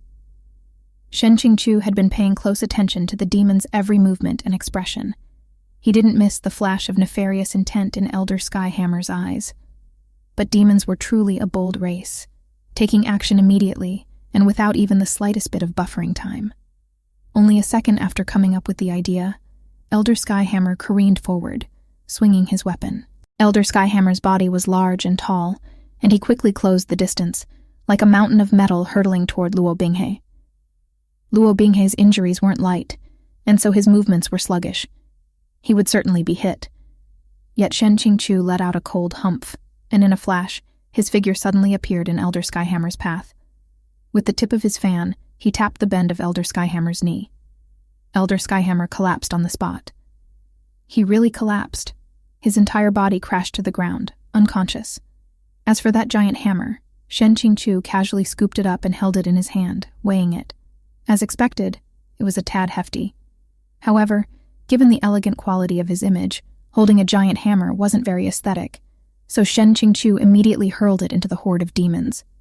With a muffled thud, the head of the hammer slammed into the ground. The display was significantly shocking, and his intimidating air became even more terrifying. Shen Qingqiu's smile didn't reach his eyes. "You wanted to kill him? The disciples under my tutelage are not yours to bully." When he spoke these words with awe-inspiring righteousness, not only were the demons at a loss for words, Shen Qingqiu himself felt that his inner face reddened slightly. "Immortal Master, weren't you the one who sent your disciple out to be abused by others?" Luo Binghe stared at the teal-clothed back before him, having forgotten to even say thanks. He only knew that his master had saved him yet again. Shizun was always like this. He would seem to be harsh on Luo Binghe, yet when it came down to the critical moment, he always stood before his student. Shen Qingqiu threw a glance behind him. "Are you all right? Gonna shamelessly try to farm some more favor points." "This disciple is fine," Luo Binghe said in a rush. "Many thanks to Shizun for the assistance." "Yeah, this child is so foolishly sweet." Shen Qingqiu's inner face grew even redder, and he quickly turned back to Xia Hualing. "Miss Xia, you need to properly discipline your subordinates. If you can't stand losing, why set yourself up for the potential of it with these 3 matches?" Xia Hualing also hadn't predicted Elder Skyhammer's attack and was slightly embarrassed. She was just about to say a couple of perfunctory words appropriate for an apology, when at that instant, something happened that no one could have predicted. Elder Skyhammer, who'd been lying motionless on the ground, suddenly leapt up and hurled himself at Luo Binghe a second time. Shen Qingqiu had already taken his hammer. Did he intend to use his body to crush Luo Binghe? But as Shen Qingqiu took in Elder Skyhammer's open arms, and his pose that seemed like he was about to embrace Luo Binghe, his thoughts suddenly made several lightning-like turns, and his entire body broke out in a cold sweat. Me, he's still wearing the poison-spiked armor. In that instant, Shen Qingqiu completely forgot about Luo Binghe's plot armor. At the moment of truth, subconsciously, he once again moved to protect his student. Xiu Ya left its sheath, blade flashed bright as snow, and pierced Elder Skyhammer's hulking body. But the demon had an entire body's worth of brute force and all-out effort within him, and he didn't back down even when skewered. Instead, he seemed overjoyed, relentlessly careening forward, forcing Xiu Ya to run clean through him and out his back, his face stretched in a sinister grin, and he threw himself at Shen Qingqiu. Shen Qingqiu swiftly made his decision. He promptly withdrew his attack, but it was already too late. From his right arm came stabs of pain, and his heart chilled down to its depths. Skyhammer collapsed to the ground, spat out a mouthful of blood, and laughed madly. "Shen Qingqiu, I've taken you down with me. Ha ha ha ha. Worth it. It was worth it." "Shizun." Luo Binghe grabbed Shen Qingqiu's right hand. "You've been pierced." Shen Qingqiu wrenched his hand free. "Nothing's wrong. I wasn't pierced. Don't listen to the ravings of a blowhard." As he spoke, he glanced down, and his heart was once again blotted out by a frantic scream of fuck, fuck, fuck, fuck, fuck. From the back of his hand to his forearm were rows and rows of tiny pinholes. They were already turning red. Luckily, he didn't have trypophobia. However, once Luo Binghe saw his arm, his face went completely white. No one could hear the raging waves in Shen Qingqiu's heart. "Motherfucker, how many times has the male lead screwed you over? You were already told that he won't die. Remember? He won't die. Why did you go out of your way to rush to rescue him? Fuck." Elder Skyhammer had finally dragged someone down with him, and it was a heavyweight. "This elder has never spoken only to scare," he said gleefully, no longer even a bit depressed. "If I say this poison has no cure, then it has no cure. Peak Lord Shen, sit back and await your death." A blade flashed. Luo Binghe pulled out Xiu Ya and held it to the demon's throat, his movements so matchlessly agile that Shen Qingqiu nearly missed them. It seemed suddenly as if Luo Binghe were another person. "Your people must have a cure," he said coldly. "If you don't hand over the antidote, I'll definitely kill you first." "Young master, Elder Skyhammer truly isn't lying," Xia Hualing interrupted. "This poison is called without a cure. When it comes to humans, it indeed has no cure. The elder has lost his match and done something truly disgraceful. He knows only death awaits him. Why would he fear your threat? Without a cure, never had less effort been put into naming a poison. Even though Shen Qingqiu had read the original work and had long known about this rare poison, He couldn't help lampshading and ranting at the pragmatism of Great Master Airplane shooting towards the sky's naming sense. Xia Hualing's eyes flashed. The sudden twist in circumstances had clearly inspired her to resume scheming something malicious. Shen Qingqiu nursed no illusions about her character. He circulated his spiritual energy to suppress the continuous waves of pain and twitching in his right arm, while his lips curved in a smile, purposely putting on a mask of effortlessness. Your words aren't wrong, but has Miss Xia forgotten that I've already cultivated for many years? Having achieved mid-core formation stage, can I still be considered a common person? Xia Hualing's expression tightened. However, it quickly settled again, and she laughed delicately. Whether you're common or not, I don't know. But I do know a method by which we can determine whether Senior Shen has been successfully poisoned. When a person is affected without a cure, starting from their wound, their spiritual flow becomes disconnected. This schism slowly spreads to their entire body. In the end, not only does their spiritual ki coagulate and stagnate, so does their blood. I ask Senior Shen to unleash a spiritual blast with his right hand. Then we will understand. A spiritual blast, as the name implied, involved amassing a large amount of spiritual energy into a single point, then letting it violently explode, using the waves of the spiritual energy's powerful oscillations as an attack. The effect was similar to pulling a trigger and firing a bullet or hurling a detonator. It seemed that in reality, the impact depended on the cultivation of the user. Shen Qingqiu had attempted it privately himself and had been able to achieve an effect equivalent to throwing a grenade. But now, his right arm was akin to an intricate robot's whose parts had short-circuited. He nevertheless exerted himself, but his spiritual flow had been completely cut off. God damn it, he couldn't have been crippled just like that, right? Upon hearing the description of without a cure, Luo Binghe's lips trembled. In this moment, all the wrongs Shen Qingqiu had committed against him in the past were wiped clean from his heart. The only thing he knew with absolute clarity was that the demons had harmed his teacher to the point that he might be crippled, he might even lose his life, and all because of him. Shen Qingqiu saw Luo Binghe's expression fluctuate, and he nonchalantly patted his student's head. No need to worry. Then Shen Qingqiu lifted his eyes, smiling slyly. There's no harm in trying, only I can't do this without some recompense. Miss Xia, today you ran amok on Qiangding Peak, and this one has put up with it thus far. Now I've changed my mind. I can't let you come and go as you please. If I do, won't Kangqiang Mountain Sect be a laughingstock? How about we exchange a single palm strike under a contract of life and death? No matter who is injured and how, we bear all the blame ourselves. Whatever the result, we must accept it completely. Well, he couldn't show weakness now. All of Qiangding Peak was depending on him, the only available member of the older generation, to support them. Xia Hualing would be too merciless to pass up the opportunity if he fell. Best case scenario, the demons would destroy Qiangding Hall, then carry its nameplate and mountain gates back to the demon realm, and thereafter their sect's reputation would plummet. Worst case scenario, it would be a massacre. He had no doubts that this woman was entirely capable of doing something like that. Better by far to take a desperate risk and make this one last gamble. He could totally take her out too. Shen Qingqiu hadn't noticed that, unconsciously, he no longer considered the disciples around him, whether they were anxious, resolute, furious, or indecisive, to be mob characters the novel had described in a scant number of words. Xia Hualing bit at her lip, incredibly torn. If Shen Qingqiu hadn't really been poisoned, this exchange of blows would directly pit their spiritual strengths against each other, and she would definitely be killed.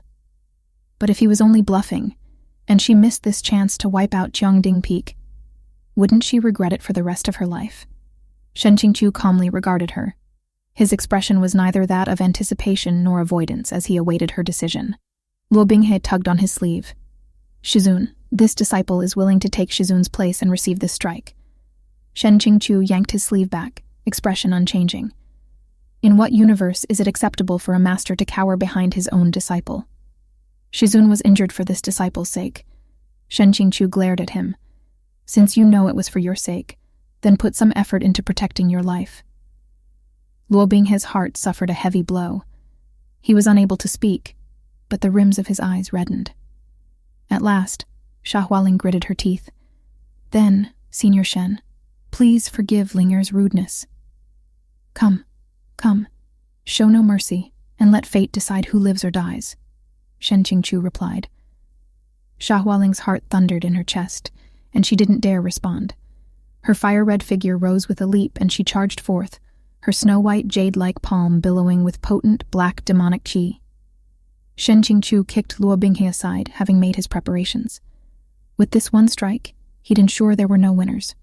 However, he was not sent flying by Xia Hualing's palm strike, nor did he cough up fresh blood as his body self-destructed and killed him. Roiling with killing intent, the master of Baijian Peak, whose sword had already left its sheath, without even lifting a single finger and using only the spiritual energy bursting forth from his body, blasted away Xia Hualing, even as she was attacking with her full strength. After a short silence, Chongding Peak boiled over. Liu Shishu left seclusion. The Baijian Peak war god has left seclusion. You demons, let's see if you can still be arrogant now. The cheers were greater than the total amount of badass poser points Shen Qingqiu had painstakingly farmed up until now. A rain of tears showered down on Shen Qingqiu's heart. You damn show-off.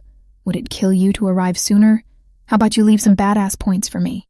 Next, this world proved itself to be truly that of a fan-service-packed stallion novel. After Xia Hualing was blasted away, she let out a single delicate scream, and the gauzy red cloth draped over her body, that had barely covered anything in the first place, also tore to shreds, eliciting a series of alarmed cries from the onlookers. She cushioned her landing with a beautifully executed roll, propelling herself to standing in a single movement. Demons were indeed bold and unrestrained. Even though her entire body was censored out, Xia Hualing wasn't ashamed in the slightest. She spitefully tore off the cloak of a subordinate beside her, carelessly throwing it over herself. I underestimated you today, she said. But we will definitely meet again in the future. Let's go. Liu Qingqiu sneered. Coming and going as you please. How shameless. Dream on. His posture shifted, and his sword Chengluan soared into the sky, summoning sword glares by the hundreds and thousands, which arranged themselves into a glowing array before stabbing downward, descending like rain and hail on the demon horde. Xia Hualing led her troops and fled while summoning a bolt of red gauze over her head, which she threw upward. Unfortunately, it simply couldn't block the fierce rain of sword glares. The red gauze was quickly pierced full of holes. On top of that, Kangqiang mountain sect's disciples were hemming the demons in, so most of the horde suffered great injuries, or were captured. Only the small heart of the group that had kept near Xia Hualing managed to escape down the mountain, thoroughly battered and humiliated. After returning his sword to its sheath, Liu Qingqiu turned, stone-faced, to examine the condition of the wound on Shen Qingqiu's arm. The Qingjing Peak disciples also came to surround them, more than 10 faces, all filled with the same anxious expression. Shen Qingqiu sighed. It was definitely the right decision to send Ying to copy Shui Yi and pound on the wall of Lingxi caves, wailing until you came out. 5. Who's Shui Yi? Asked Liu Qingqiu. World's greatest beauty, said Shen Qingqiu. How am I? Liu Qingqiu humphed. You won't die for now. Though he said this, he didn't stop sending spiritual energy into Shen Qingqiu's body through his left hand, and his expression became increasingly grave. Shen Qingqiu looked at his hand, and Liu Qingqiu emphatically clarified, I'm repaying my debt from the Lingxi caves. So damn tsundere.